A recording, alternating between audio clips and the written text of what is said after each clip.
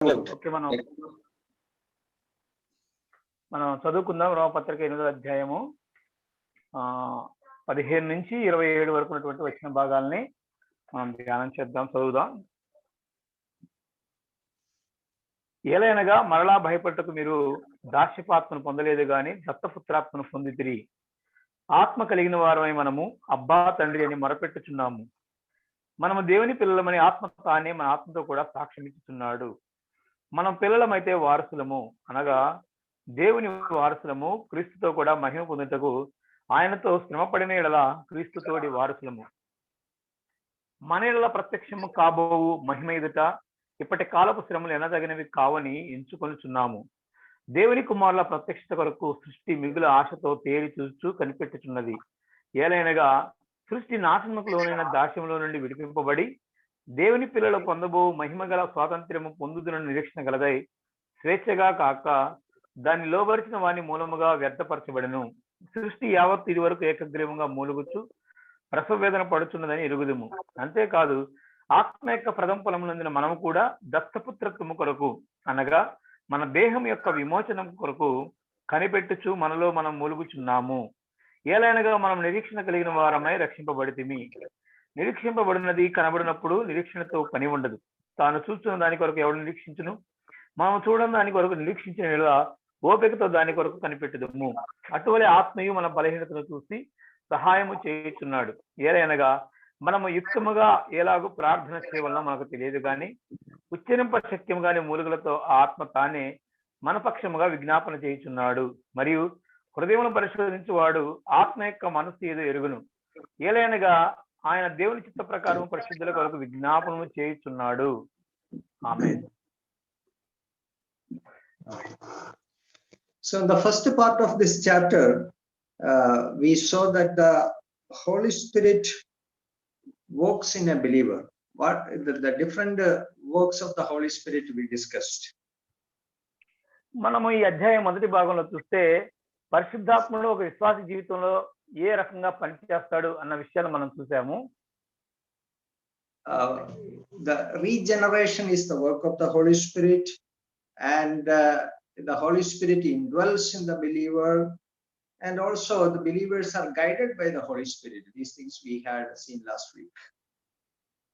గడిచిన వారంలో మనం 3 అంశాలను చూసాం. పరిశుద్ధాత్ముడు చేసే కార్యాలు, నూతన జీవితాన్ని మనకు అనుగ్రహించి మనల్ని నడిపించడం చూస్తున్నాం. అదేవిధంగా మనలో నివాసం ఉండేటువంటి ఒక కార్యక్రమాన్ని చూసాము.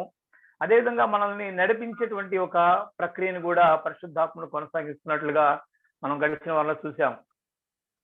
See, now more glorious truths about the Holy Spirit are revealed in the following verses.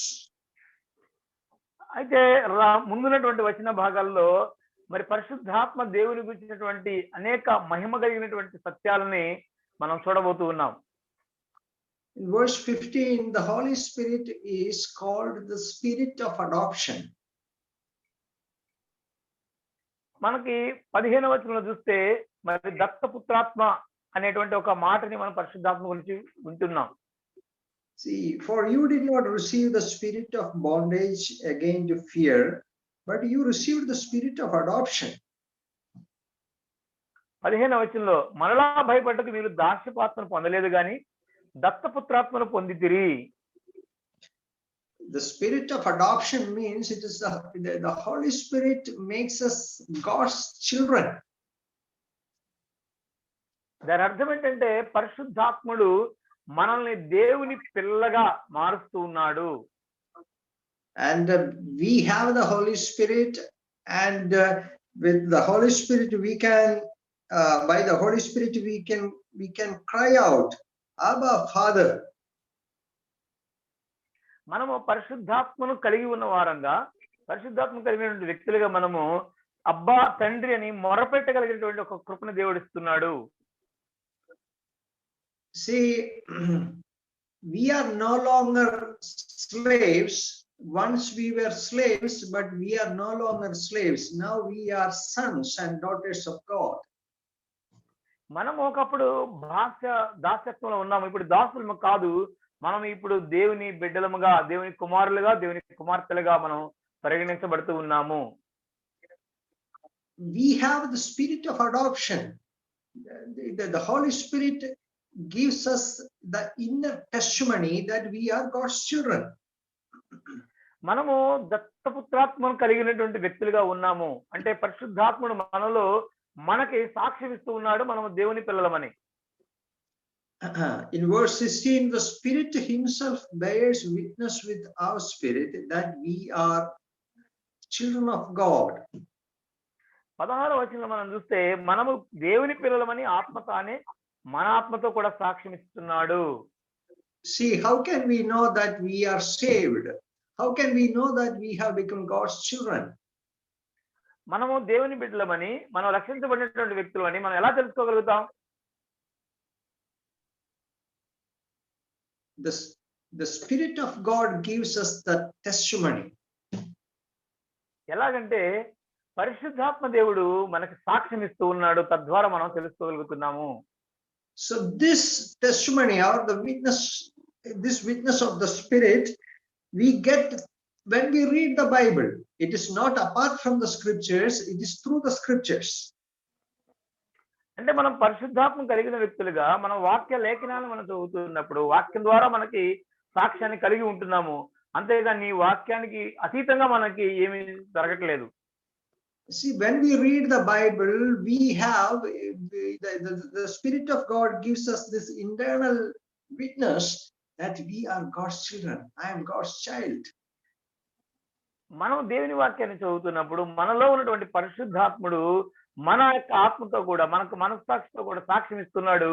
ఆ సాక్ష్యం ద్వారా మనకు అర్థమవుతుంది ఏంటంటే నేను దేవుని కుమారుడిని, దేవుని పిల్లలని ఆ విషయం మనకు అర్థమవుతూ ఉంది. See, we have the assurance in our heart that I am saved. I have become a child of God.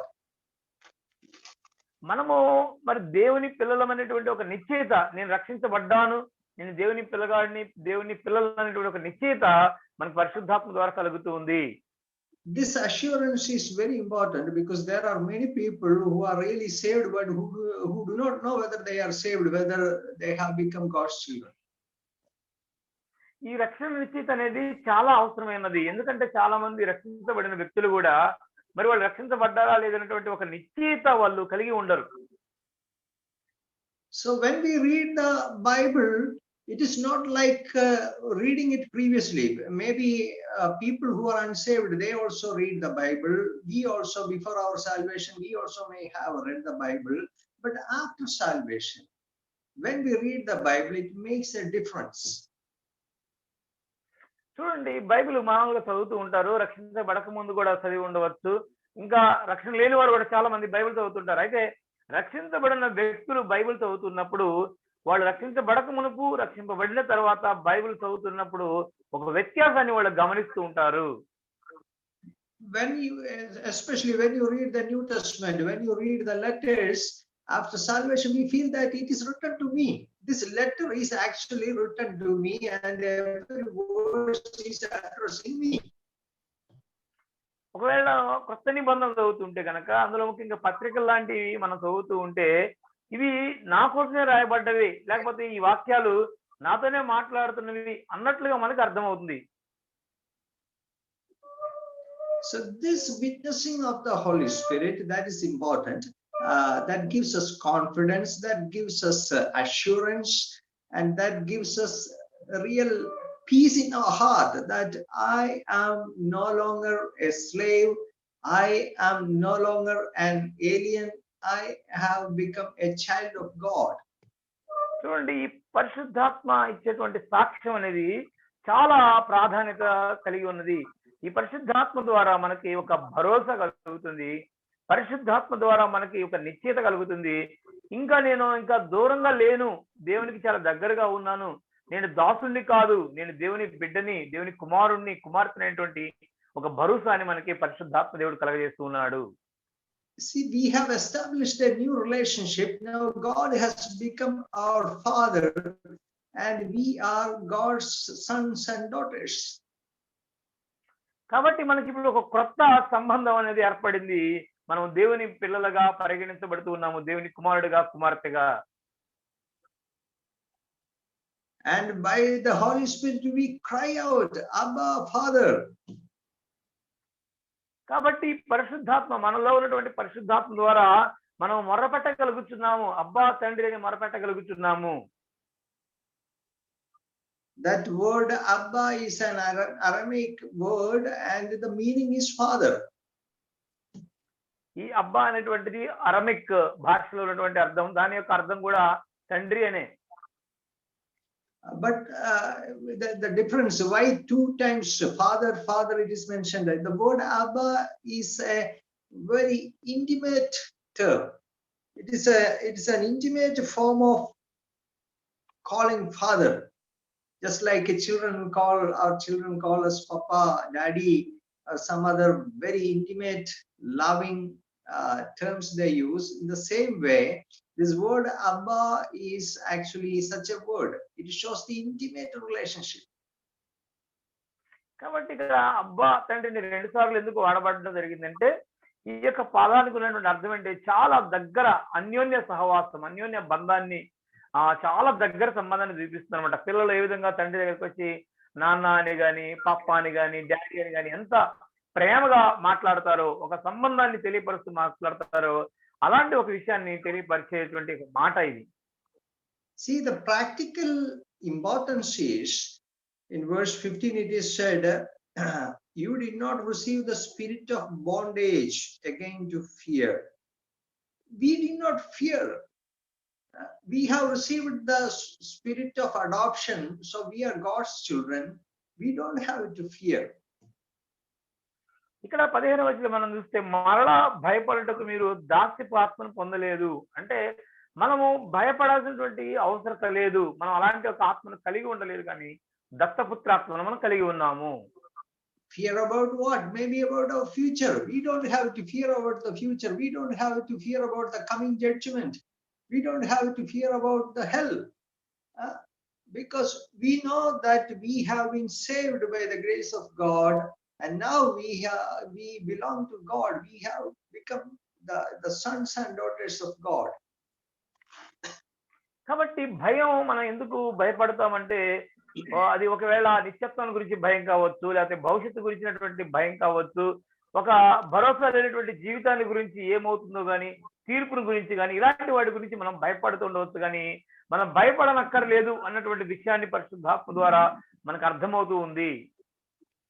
And we have to enjoy the freedom, actually the liberty which we have received in Jesus Christ. We should know that and we should be enjoying that.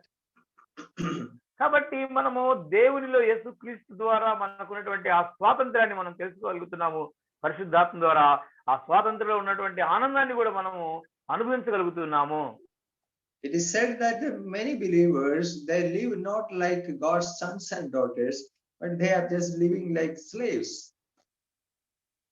అంటే చాలా మంది దేవుని బిడ్డలు, రక్షించబడిన వాళ్ళు కూడా, వాళ్ళు దేవుని కుమారులుగా, దేవుని కుమార్తెలుగా జీవించలేకపోతున్నారు. వాళ్ళు ఇంకా దాసులుగా, బానిసలుగానే బ్రతుకుతూ ఉన్నారు. We can approach God with the 2 mindsets. మనము 2 రకాల మనస్తత్వాలతోటి దేవుణ్ణి మనము దగ్గరికి రావచ్చు. One mindset is that of slavery, and the other mindset is of sonship. 2 రకాల మనస్తత్వాలు ఏంటంటే, ఒకటి మనం దాసులుగా దేవుని దగ్గరికి రావచ్చు, లేదంటే దేవుని కుమారులుగా మనం దేవుని దగ్గరికి రావచ్చు. So if that mindset of slavery is there, then such people will view God as the master, slave master. కాబట్టి బానిసలుగా దేవుని దగ్గరికి వచ్చేవాళ్ళు దేవుని ఒక యజమానుడిగా చూస్తూ ఉంటారు, ఆయన ఒక బాస్ లాగా చూస్తూ ఉంటారు. And you know how slaves serve their master? Slaves always serve their master for duty sake. కాబట్టి వీళ్ళు ఎలాగా యజమానుడికి సేవ చేస్తూ ఉంటారు అంటే కనుక, ఎప్పుడు కూడా ఏదో ఒక చెయ్యాలి కాబట్టి ఉద్యోగం లాగా చేస్తూ ఉంటారు. And slaves always have a fear in their mind, the fear of punishment. కాబట్టి ఈ బానిసలు ఎప్పుడు కూడా ఏదో ఒక శిక్ష వేస్తారేమో తప్పు చేస్తే అన్నటువంటి ఒక భావంలోనే పనిచేస్తూ ఉంటారు. But you know, sons, how sons serve? Sons serve by love. It is not because of duty. Sons and daughters serve by love. అయితే మరి కుమారులు ఎలాగా సేవ చేస్తారంటే ప్రేమతో సేవ చేస్తారు. వాళ్ళు ఏదో ఉద్యోగం చేసినట్టుగా చేయరు కానీ వాళ్ళు ఒక బాధ్యతగా సేవ చేస్తూ ఉంటారు. And they are motivated by the relationship of love. That is the motivation behind their service. కాబట్టి వాళ్ళు ఎలాగా దేవుణ్ణి సేవ చేస్తూ ఉంటారంటే ఒక సంబంధాన్ని బట్టి సేవ చేస్తుంటారు. ఏంటి సంబంధం అంటే ప్రేమ సంబంధము. దేవునితో ఉన్నటువంటి ఒక ప్రేమ సంబంధంతో కుమారులుగా వాళ్ళు సేవ చేస్తూ ఉంటారు. So we should not have that mindset of slavery. Instead, we should recognize that we are the children of God, and we have the spirit of adoption, and we have to approach God as sons and daughters. కాబట్టి మనము ఇలాగా ఒక బానిసల్లాగా దేవుని దగ్గరికి రావాల్సిన అవసరం లేదు. మనం కుమారులకు పరిశుద్ధాత్మ ద్వారా మనము ఆ యొక్క కుమారత్వాన్ని మనం గ్రహించగలుగుతున్నాం కాబట్టి కుమారులమి అని మనము దేవునికి సన్నిధికి ప్రేమతో మనం ఆయన సన్నిధిని సమీపించవచ్చు. Yeah, when Jesus taught us to address God as our Father in heaven, our Father in heaven. That is a unique way of addressing God, and only the saved people can address that way. యేసు ప్రభువారు మరి ప్రార్థన నేర్పించమని అడిగినప్పుడు ఆయన అంటున్నాడు అన్నమాట, పరలోకమందున్న మా తండ్రి అని వారిని ప్రభు దేవుణ్ణి సంబోధిస్తూ పరిచయం చేస్తూ మాట్లాడుతున్నాడు. అంటే పరలోకమందున్న మా తండ్రి అనేటువంటిది ఒక ప్రత్యేకమైనటువంటి సంబంధ బాంధవ్యము. అది కేవలం రక్షించబడిన వాళ్ళు మాత్రమే ఆ యొక్క బంధాన్ని మాట్లాడగలగరు, ఆ బంధాల్లోనికి వాళ్ళు రాగలుగుతారు, అలా పిలవగలుగుతారు. To the whole creation and to all the people in the world, God is God. But to us, God is our heavenly Father. చూడండి, సర్వ సృష్టికి గాని సర్వ లోకానికి గాని మానవ జాతి అందరికి గాని దేవుడు వారికి దేవుడుగా ఉంటున్నాడు. కానీ మనకైతే అంటే రక్షించబడినటువంటి మనకైతే దేవుడు పరలోకమందున్న తండ్రిగా మనకి ఉంటున్నాడు. Actually, in all the religions, people are slaves. They are in the Jewish religion, they were in a slavery. In all the world religions, the people are in different slaveries. Maybe they are slaves to rituals, they are slaves to superstitions, many ways of slavery.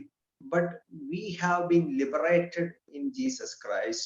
We are God's children, and we have to enjoy this liberty.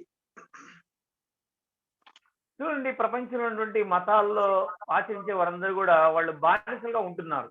ఇంకా యూదా మతాన్ని తీసుకుంటే కనుక వాళ్ళు ఇంకా బానిసలుగానే దేవుణ్ణి సేవ చేస్తూ ఉన్నారు. వాళ్ళ మత సాంప్రదాయాలకు కానీ మత కట్టుబాట్లకు కానీ లేకపోతే ఇంకా కొంతమంది మూఢనమ్మకాలకి వాళ్ళు బానిసలుగా ఉంటున్నారు. కానీ మనం యేసు క్రీస్తునందు విమోచించబడినటువంటి వ్యక్తులుగా, స్వాతంత్ర్యం కలిగినటువంటి వ్యక్తులుగా, ఆ స్వాతంత్ర్యాన్ని ఆలో ఉన్నటువంటి ఆనందాన్ని అనుభవించేటువంటి వ్యక్తులుగా ఆ గొప్ప భాగ్యాన్ని మనం కలిగి ఉన్నాము. Okay, the second thing that we understand from this passage is the Holy Spirit is the guarantee of our complete redemption. ఇందులో ఈ వాక్య భాగంలో మనం గమనించాల్సినటువంటి రెండవ అంశం ఏంటంటే పరిశుద్ధాత్ముడు మన సంపూర్ణ రక్షణకు ఆయన గ్యారంటీగా ఉంటూ ఉన్నాడు. Let us read verse 23. 23వ వచనం మనం చూస్తే, అంతేకాదు ఆత్మ యొక్క ప్రథమ ఫలమునందిన మనము కూడా దత్తపుత్రత్వము కొరకు మన దేహం యొక్క విమోచన కొరకు కనిపెట్టుచు మనలో మనం మూలుగుచున్నాము. See, we who have the first fruits of the Spirit, even we ourselves, grown within ourselves, eagerly waiting for the adoption, the redemption of our body. Now the redemption of our soul is done. The redemption of the body is in future. It is yet to happen. చూడండి, మన ఆత్మ రక్షణ అనేది జరిగిపోయింది. అయితే దేహం యొక్క విమోచనం అనేది ఇంకా జరగలేదు. అది జరగడానికి సిద్ధంగా కాచుకుని ఉన్నది. And what is the guarantee that we are going to be redeemed completely? What is the guarantee that we are going to be heirs with Christ we are going to receive inheritance in heaven. అయితే మనము మరి మన దేహం యొక్క విమోచనం అనేది జరుగుతుంది, అది పూర్తిగా జరుగుతుందని కానీ, లేకపోతే మనము దేవుని దగ్గరికి వెళతాము, ఆయన వారసులుగా మనం ఉంటాము అనటానికి ఏంటి guarantee? Or the guarantee is the Holy Spirit. God has given the Holy Spirit to us, and the Spirit of God, that's the guarantee for us that we have the inheritance, we have the complete redemption. అయితే మనకున్నటువంటి ఆ guarantee ఏంటంటే, భరోసా ఏంటంటే, పరిశుద్ధాత్మ దేవుడు మనకు అనుగ్రహించబడ్డాడు. పరిశుద్ధాత్మ దేవుడే మనకు ఒక భరోసా లేకపోతే గ్యారంటీగా ఉత్తరవాదిగా ఉంటున్నాడు. Yeah, actually this is in verse 17 we read that if we are children, then children are heirs of God, no? So we are heirs of God and joint heirs with Christ. 17వ వాక్యం మనం గమనిస్తే, మనం పిల్లలమైతే వారసులము, అనగా దేవుని వారసులము, క్రీస్తు కూడా మహిమ పొందుటకు ఆయనతో శ్రమపడిన క్రీస్తు తోడి వారసులము. అంటే మనం పిల్లలం కాబట్టి మనం వారసులం అన్న వాక్యాన్ని మనం చూస్తూ ఉన్నాం. So there is a glorious future. There is a time coming, there is a day coming when we will be glorified. Our glorification takes place.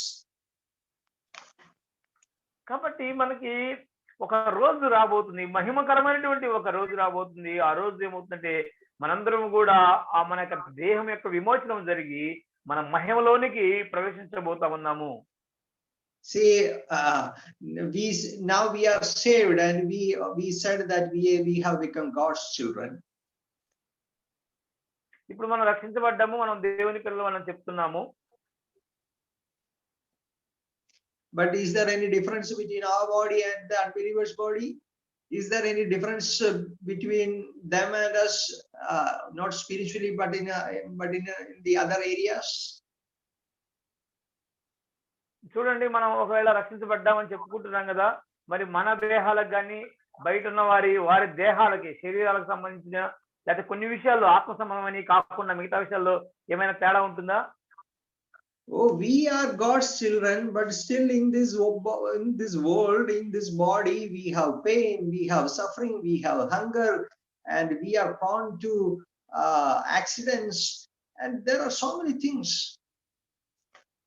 చూడండి, మనము కూడా ఈ దేహంలో ఉన్నాం కాబట్టి వాళ్ళలాగానే అన్ని జనులాగానే మనకు కూడా నొప్పి, బాధలు, లేకపోతే ఇబ్బందులు, లేకపోతే శ్రమలు అనేవి వస్తూ ఉంటాయి.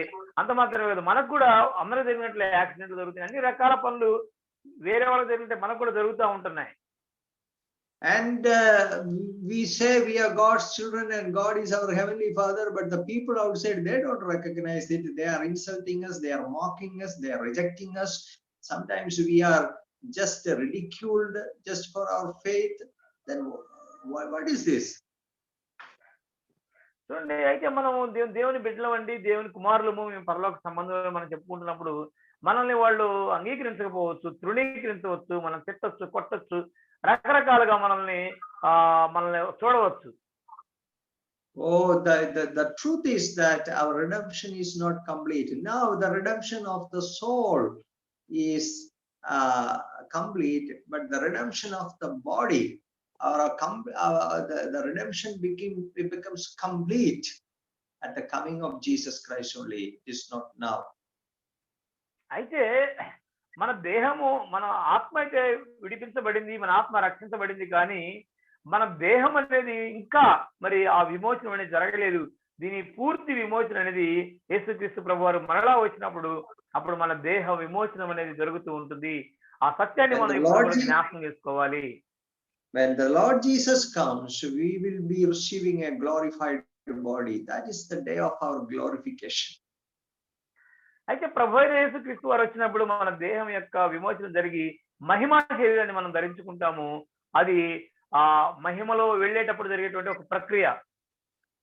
And verse 17, last part we read, if indeed we suffer with him, that we may also be glorified together. 17వ వచనం మనం చూస్తే, క్రీస్తుతో కూడా మహిమ పొందుటకు ఆయనతో కూడా శ్రమ పడిన ఎడల క్రీస్తుతోటి వారసులము. And in verse 23, we eagerly wait for the adoption, the redemption of our body.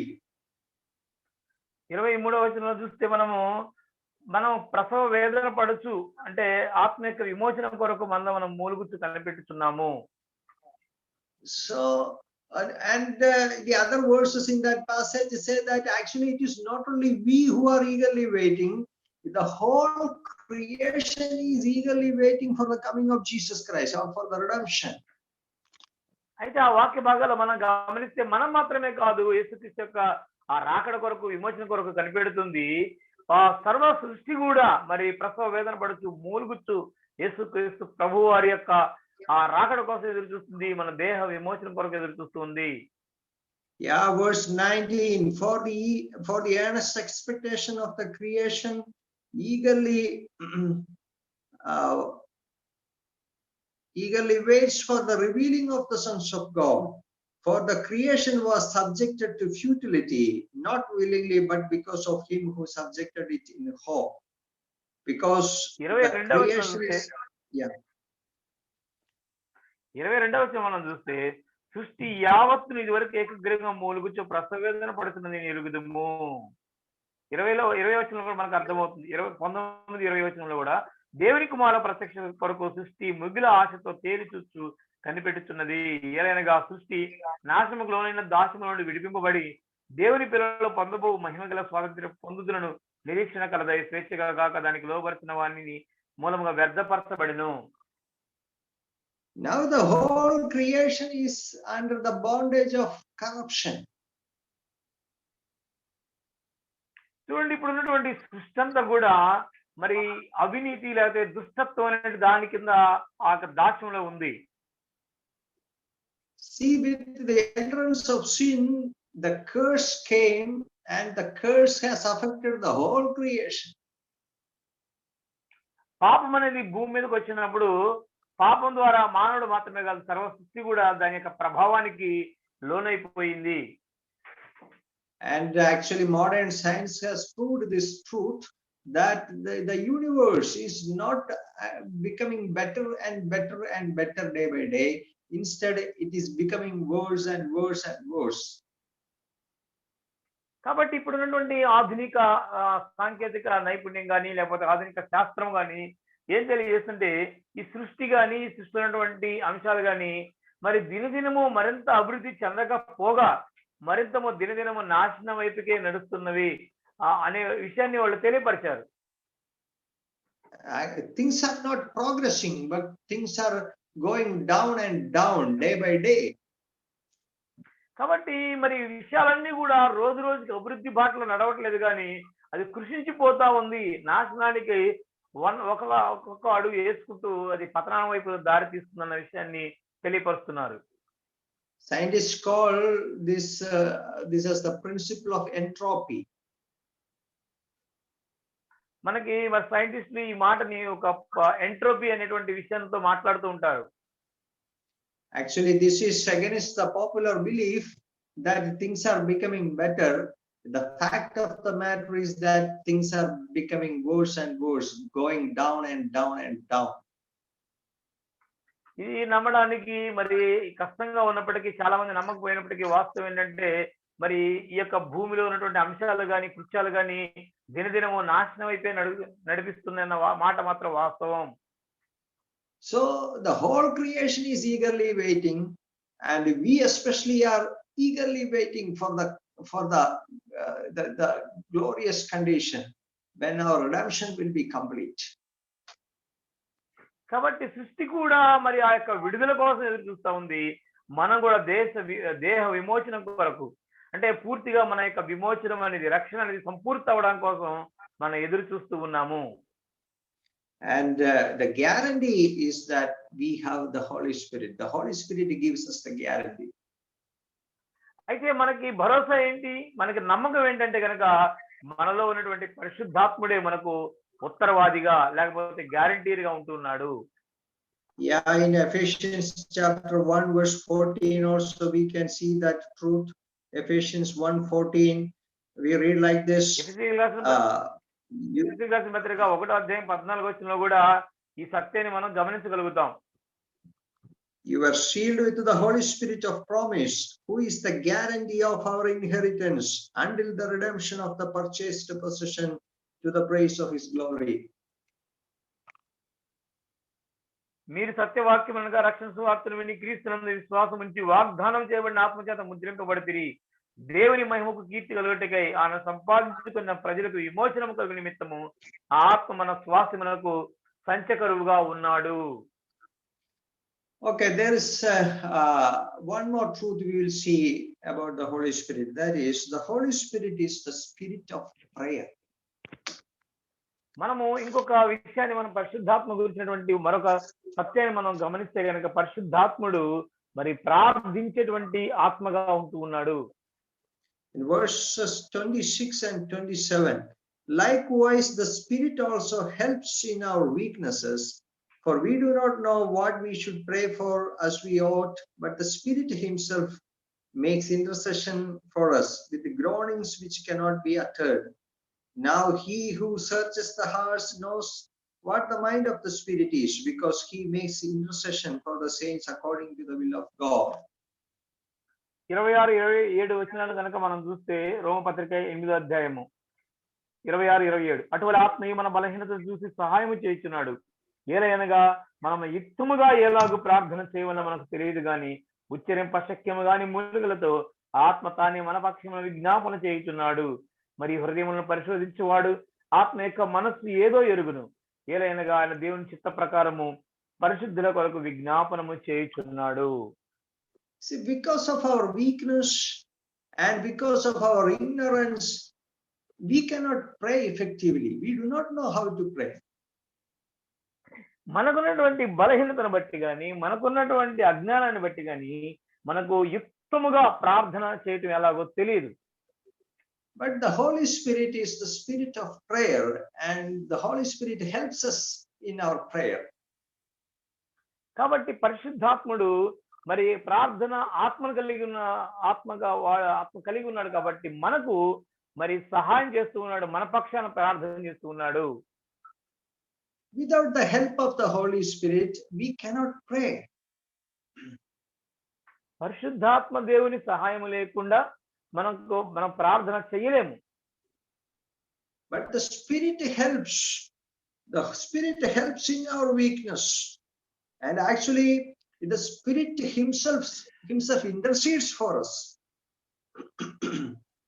చూడండి, పరిశుద్ధాత్ముడు మన బలహీనతలో మనకి సహాయం చేస్తున్నాడు, మనకు సహాయం చేస్తున్నాడు. అంత మాత్రమే కాదు, పరిశుద్ధాత్ముడు తానే స్వయంగా మన పక్షమున విజ్ఞాపన చేస్తూ ఉన్నాడు.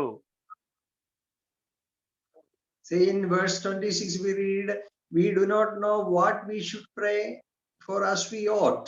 Means we do not know what to pray, we do not know how to pray. 26వ వచనంలో మనకు ఆ విషయం అర్థమవుతుంది కదా.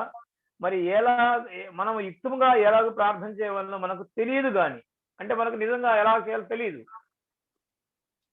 We have to admit that quite often our prayer is selfish.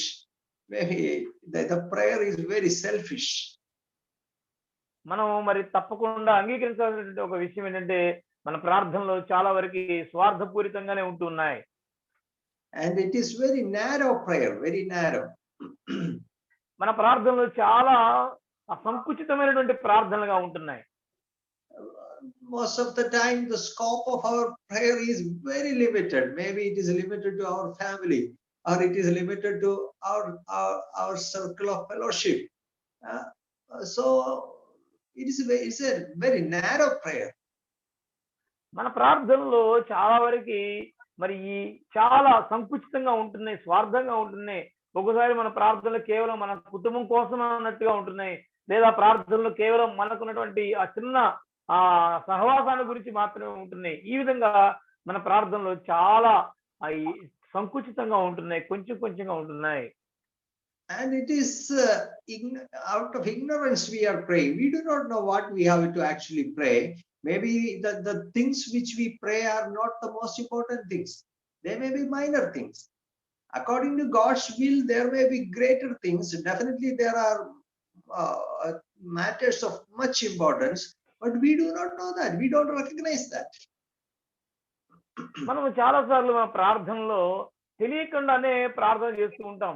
అంటే చాలా అంత ప్రాధాన్యత లేని వాటిని ఎక్కువగా పట్టుకొని ఏలాడుతూ ప్రార్థన చేస్తూ ఉంటాం. వాటికన్నా ఉన్నతమైన శ్రేష్టమైనవి వేరే ఉంటాయి. అసలు ఆ ఉన్నాయన్న సంగతి కూడా మనకు తెలియకుండా మనం కొన్నిసార్లు ప్రార్థన చేస్తూ ఉంటాం.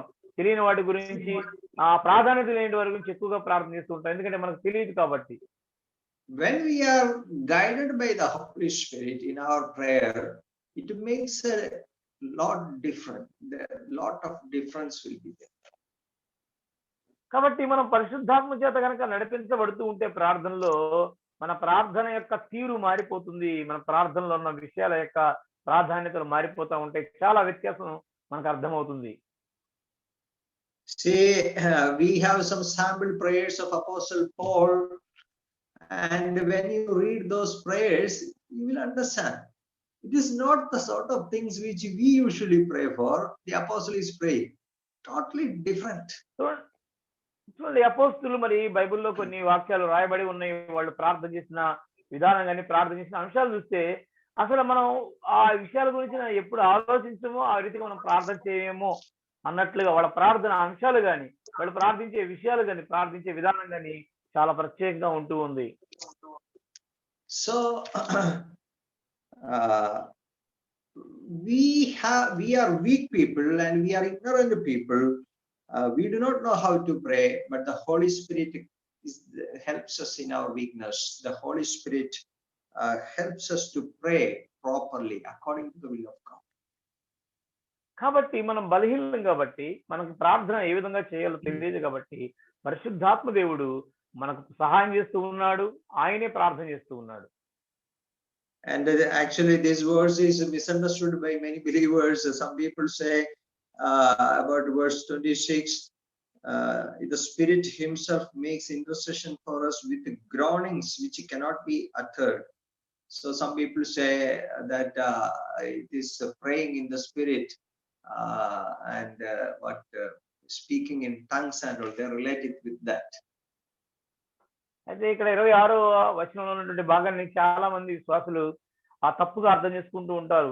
ఏంటంటే 26వ వచనం రెండో పార్ట్ లో ఉంటుంది, మనం ఎలాగూ ప్రార్థన చేయవలనో మనకు తెలియదు కానీ ఉచ్చరింప శక్యము కాని మూలుగలతో ఆత్మ తానే మన పక్షం విజ్ఞాపన చేయుచున్నాడు అన్న పదాన్ని తీసుకుని పరిశుద్ధాత్ముడు మనలో ప్రార్థన చేస్తున్నాడు. అంటే ఆత్మలో ప్రార్థన చేయటం అన్నట్లుగా లేకపోతే భాషల్లో మాట్లాడటం అన్నట్లుగా దీన్ని తప్పుగా లేకపోతే దానికి దీన్ని కలిపి వక్రీకరిస్తూ ఉంటారు. Some people while praying they make some sounds, funny sounds and groans and screams and all, and they use these words. They say that, oh, it is groanings of the Spirit. కొంతమంది మరి ప్రార్థన చేసేటప్పుడు రకరకాల శబ్దాలు చేస్తూ ఉంటారు, లేకపోతే మూలుగుతూ ఉంటారు, అరుస్తూ ఉంటారు. వాళ్ళు దానికి ఈ వాక్యాన్ని చూపించి దాన్ని సమర్థించుకుంటూ ఉంటారు. But it has nothing to do with the speaking in tongues or praying in tongues. Nothing to do with that. అయితే ఇక్కడ ఉన్నటువంటి ఈ వాక్య భాగానికి భాషల్లో మాట్లాడడం కానీ భాషల్లో ప్రార్థన చేయడం కానీ ఎలాంటి సంబంధం లేదు ఈ వాక్యానికి. Because the groaning is done by the Holy Spirit, not by the believer. ఎందుకంటే ఇక్కడ ఉచ్చరింప శక్తిగా మూలుగుచూ ఉండేటువంటిది పరిశుద్ధాత్మ దేవుని యొక్క మూలుగు కానీ అది విశ్వాసుల యొక్క మూలుగు కానే కాదు. And the groanings are not uttered in words. It cannot be uttered in words. Means it cannot be uttered by the believer. అక్కడ చూస్తే ఉచ్చరింప శక్యము కాని మూలుగులు అంటే ఉచ్చరించడానికి రావు. అసలు అవి ఉచ్చరించడం ఎలాగో తెలియదు. ఒక విశ్వాసం దాన్ని ఉచ్చరించలేడు అని అర్థం. See, that's what we read in verse 26. The Spirit himself makes intercession for us with groanings which cannot be uttered. ఆ మాటని మనం చూస్తే క్లియర్ గా అర్థమవుతుందన్నమాట. ఉచ్చరింప శక్యము కానీ అంటే మాట్లాడడానికి కూడా పలకటానికి కూడా రానటువంటి శక్యమైన మూలుగలతో ఆత్మ తానే పరిశుద్ధాత్ముడు తానే మన పక్షంలో జ్ఞాపన చేస్తున్నాడు. ఇది పరిశుద్ధాత్మ దేవుని యొక్క ప్రార్థన, మనది కాదు. That is done by the Holy Spirit. It is not any sound made by the believer. So don't misunderstand it with the funny sounds and all which some people make. It has nothing to do with that. కాబట్టి ఇవన్నీ కూడా పరిశుద్ధాత్మ దేవుని యొక్క పని, మనది కాదు. మనం అరిసేటువంటిది కాదు. కానీ ఈ విషయాల పట్ల మనం చాలా జాగ్రత్తగా ఉండాలి. తప్పుగా అర్థం చేసుకోవడానికి వీలు లేదు. The Holy Spirit helps us to pray, and the Holy Spirit prays for us, intercedes for us.